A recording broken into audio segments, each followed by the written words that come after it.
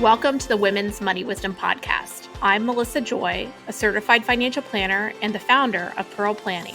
My goal is to help you streamline and organize your finances, navigate big money decisions with confidence, and be strategic in order to grow your wealth. As a woman, you work hard for your money, and I'm here to help you make the most of it.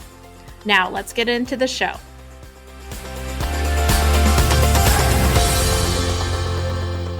Welcome back to the Women's Money Wisdom Podcast. Today, I want to talk about money psychology. I want to talk about financial concepts and how they relate to how you think. I'm going to pick on 3 concepts: why we overspend, why we undersave, and why we tend to freeze when it comes to money. And I hope in this conversation, we may be talking about some issues that you think you have or are looking to overcome, but it may be that your own kind of financial hangups are different. But I'm going to examine things both with what the psychological triggers are, common situations where you may experience them, as well as strategies you can use to address these situations. And so through this, I hope we can give you some tools to talk through your own money triggers. So what I know, and one of the reasons that we chose to have this episode, is we had a community event where we just got to know people in town by having a booth where we had giveaways and we talked about Pearl Planning. It wasn't really, the purpose wasn't to get new clients. It was just kind of important to be part of the community at a recent festival. But people shared some of their thoughts about money as they learned what we do. And one woman said, "Oh my gosh, I'm so embarrassed because I know I should get things done. I've got it on my to-do list. I'm going to get serious about it, but I just keep putting it off." And it made me think about all those barriers that people know that they have that get in the way of putting to work what you know you need to do and actually getting it done. So everybody knows that they should save. Everybody knows that they should, make more than they spend. They know that credit card debt is bad. But even some people who can control for situations like that find themselves getting into circumstances and situations that would be less than desirable. And so let's just dive right in and introduce some concepts that we've been getting to know over the years. So psychology of money, behavioral finance, those are terms that get thrown around a lot. And I think sometimes they can be overused where just everything is a bias, and that might not be as effective. But let's just break down a few of these, kind of behaviors and what the psychological challenges are behind them so we can talk about how to overcome. So the first, why do we overspend? I will definitely, as I'm kind of preaching from a pedestal or from the microphone, mention to you that I love spending personally. So this might be an area that I would be much more comfortable saying, put me in there than some others. And so there are certain psychological triggers that may come with spending. Some people eat when they feel emotional. Other people may be spending when they feel emotional. This can be a source of stress relief, a source of entertainment. It can be identity signaling, kind of showing the world your success, especially in today's kind of age of social media. Sometimes there's lifestyle creep. So you may have said, "Oh, I'm always going to stay within this type of budget," but both because of changing needs, but also, changing signals from peers too, you may drift where you start to spend on money that isn't as purposeful. Sometimes often we live in a comparison culture where you can see what others are doing, how they're spending. You see all their travel on Instagram or Facebook, and you're feeling the fear of missing out, and you're making decisions based on that. I often see this kind of spending, and then I also see people behind the scenes, what's actually going on in their lives. And it can seem like everybody else has it all figured out. But a lot of that, the people you're comparing to have their own challenges. And just like we talked about emotional spending, there can be a dopamine trigger in response when it comes to the thrill of a purchase. It could be short-lived, but your brain's reward center may be triggering you to really love and enjoy spending. So what are some common situations? Maybe you got a big windfall, a big promotion, a raise. Maybe you had a bad day. Maybe you're just bored. Perhaps it's a milestone celebration. I just went on vacation. Ironically, I did some shopping. That's something I enjoy while I'm traveling. But I ended up spending more shopping online while on vacation, probably just because I was out of routine and had more time. So it wasn't even the physical act of being on vacation and going to the shops in the place I was visiting. It was, just maybe a little combo of that boredom and being out of routine. So definitely guilty as charged on that. Maybe you have a favorite place where you love to spend. Well, what are some strategies to avoid? First of all, if you find yourself just constantly in a gerbil wheel where you are spending more than you make, or you're getting into unexpected trouble with short term debt, credit card debt, then getting serious about budgeting, even though budgeting, can be considered a four-letter word. Um, Create some fun money categories within your budget, but make sure that you are able to have a game plan for how much you have to spend on necessities, and also leave room for the investments that you need to make for your long-term success. Sometimes you may need to put a pause on your spending, so leave things hanging in the cart. Get rid of the easy tools that you have to, if you have your credit card memorized, you can always just type it in. Or I know with Shopify, they just, send you a code and it's practically on its way before you even know it. Give yourself breaks or put up barriers and boundaries so that you're not motivated to spend quite as easily. Consider using cash, so walking around with cash or using prepaid cards. Go through your gift cards that you haven't spent and make plans to spend those rather than spending out of unbudgeted categories. And also track your feelings when you spend. Identify whether there are patterns, emotional triggers.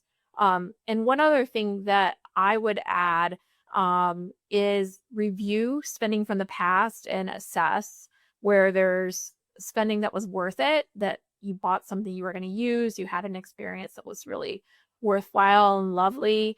Or in certain cases, there could be empty spending, just like empty calories, where you didn't really get much bang for your buck. Maybe you bought something that you thought you would use, but the tags are still on, that kind of thing. So all of these are kind of strategies to address now and over time how you can do better.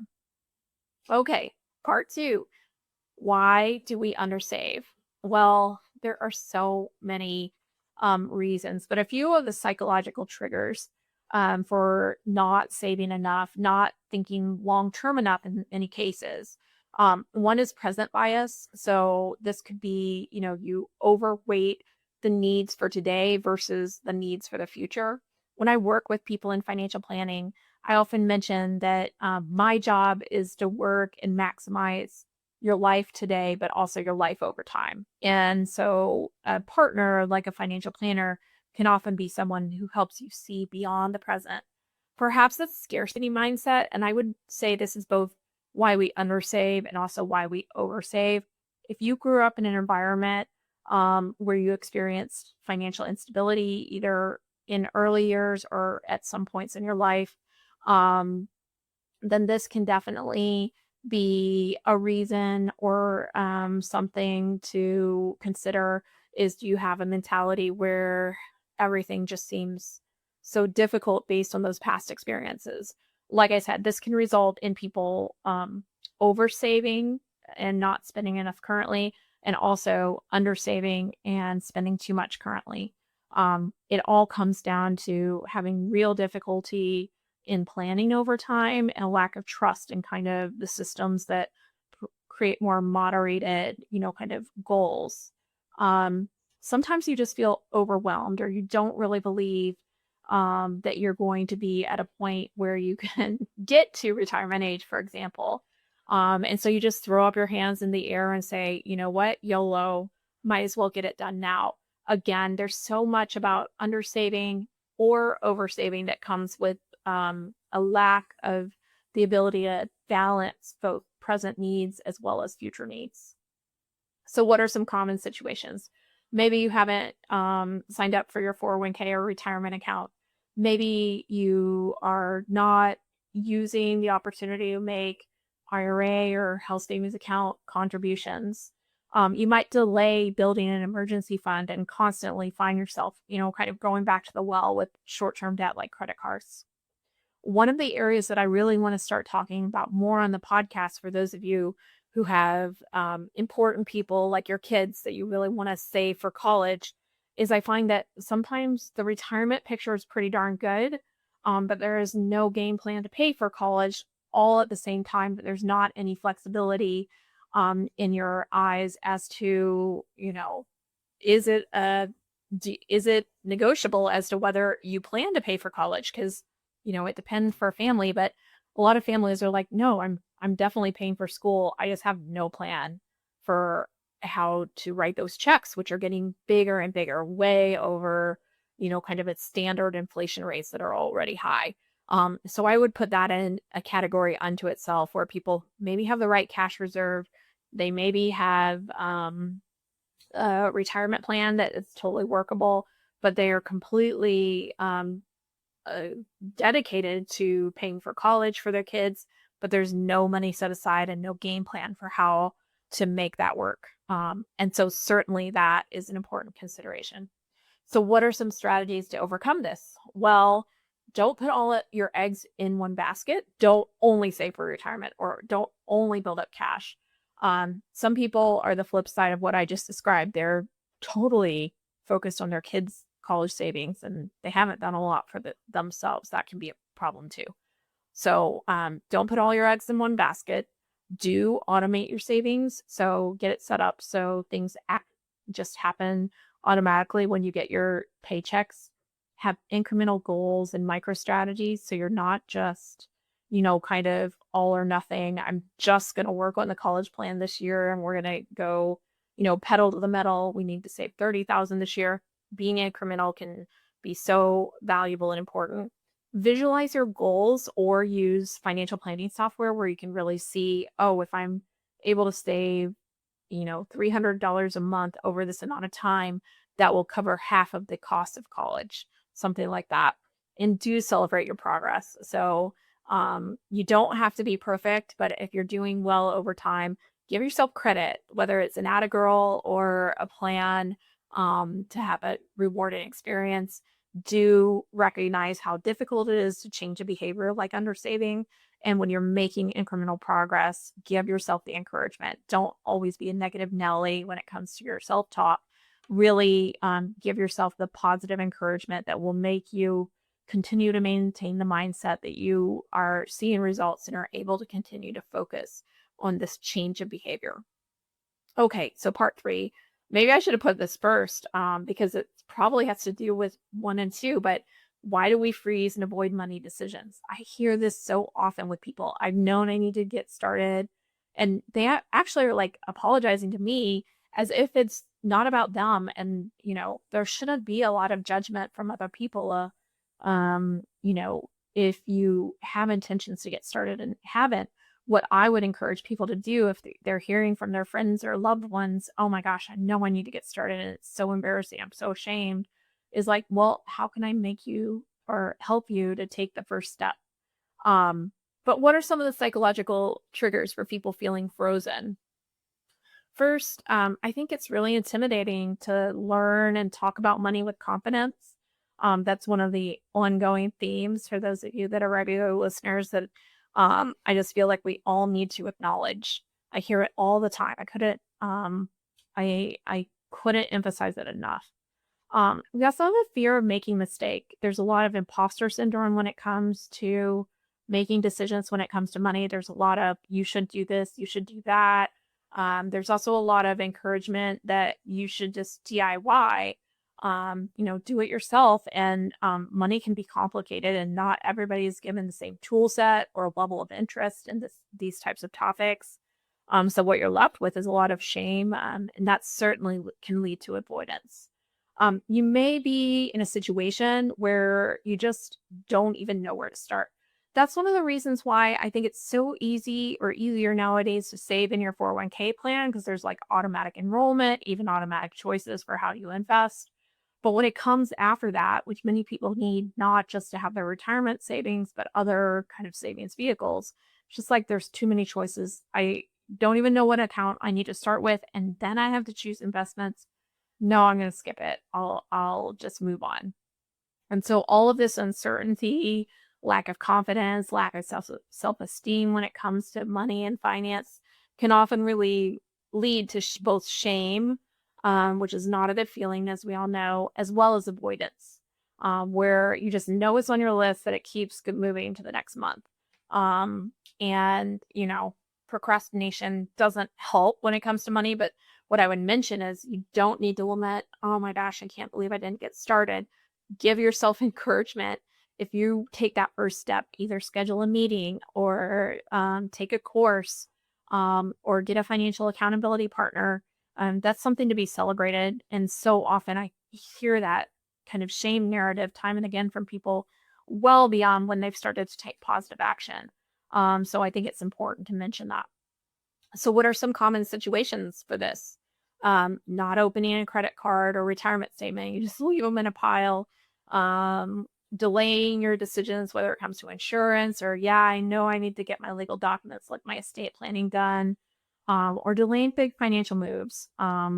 Even career stalls can happen that kind of relate to these just being frozen in time, even in a bad situation. Another example is just like, that DIY is not going to be perfect for you, but you don't reach out for financial help. In some cases, it's even when you know who you plan to reach out to. And so, fortunately, so many other financial professionals nowadays offer you options to just, schedule a meeting right off of their website. So, hopefully we're making it easier to remove those barriers and boundaries to getting things done. So how do you unfreeze?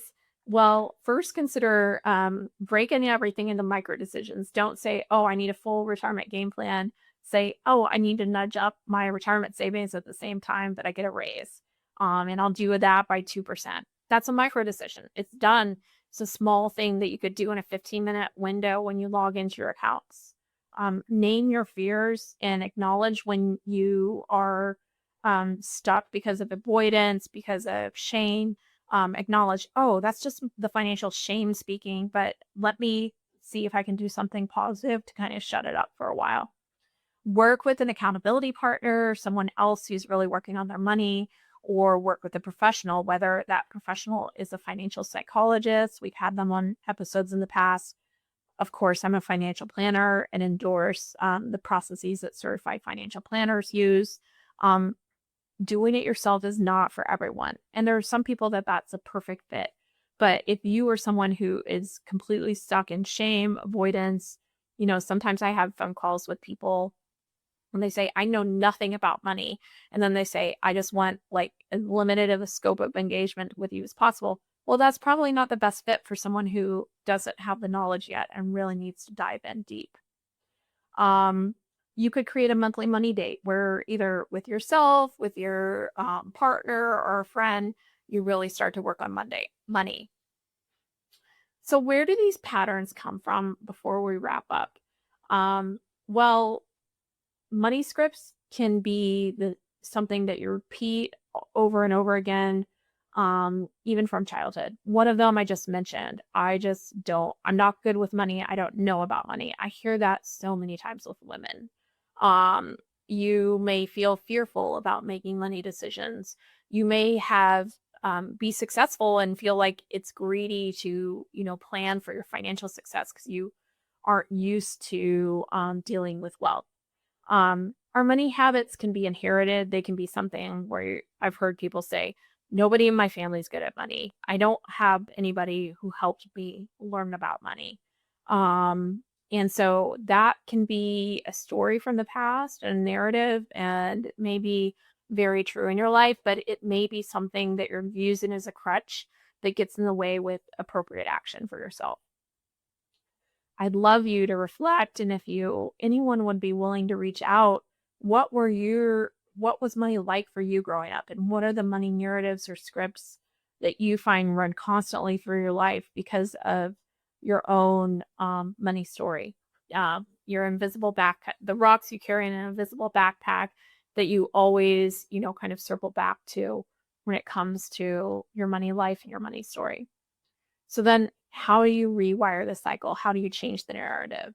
Well, you can change patterns. I think knowledge is power, action is power, and also relying on good, solid fiduciary advice or partnership with professionals can be really powerful.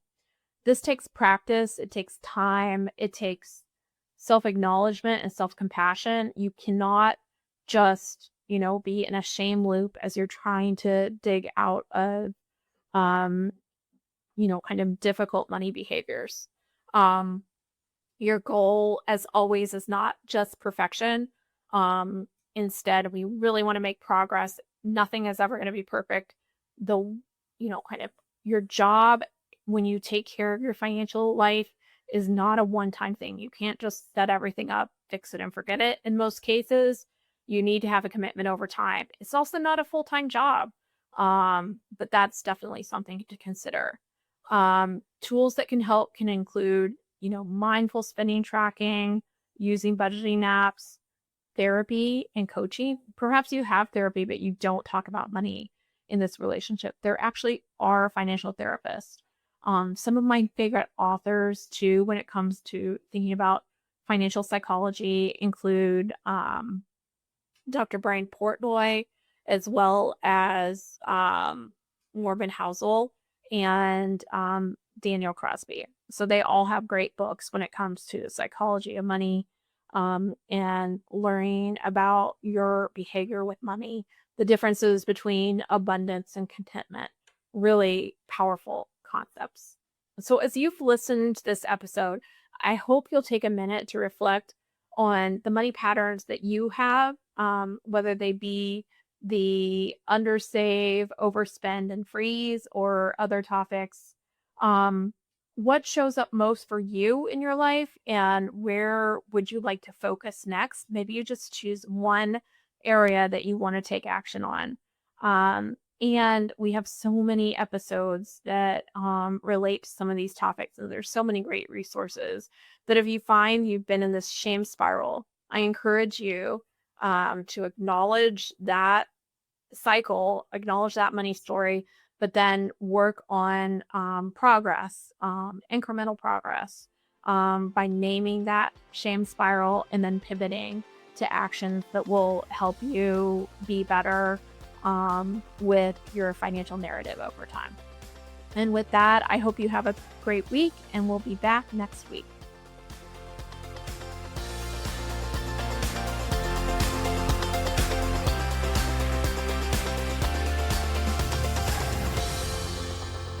Thank you for listening to the Women's Money Wisdom podcast. If you found value in this episode, the best way that you can support the podcast is to forward an episode to a friend or leave a review. Go to proplan.com and the podcast link to get all the resources and links mentioned. This presentation by Pearl Planning is intended for general information purposes only. No portion of this presentation serves as a receipt of or a substitute for personal investment advice from Pearl Planning or any other investment professional of your choosing. Copies of Pearl Planning's current written disclosure brochure and Form CRS discussing our advisory services and fees are available upon request or on our website platform at pearlplan.com. The information that we share is meant to educate and inspire, not serve as personalized financial advice. Everyone's situation is unique, so be sure to consult with your own financial professional for guidance that fits your life. And just so you know, the opinions shared in this podcast are Melissa's own and those of her guests. They don't necessarily represent any organizations with which Melissa is affiliated. For more important disclosures, please go to our webpage at pearlplan.com.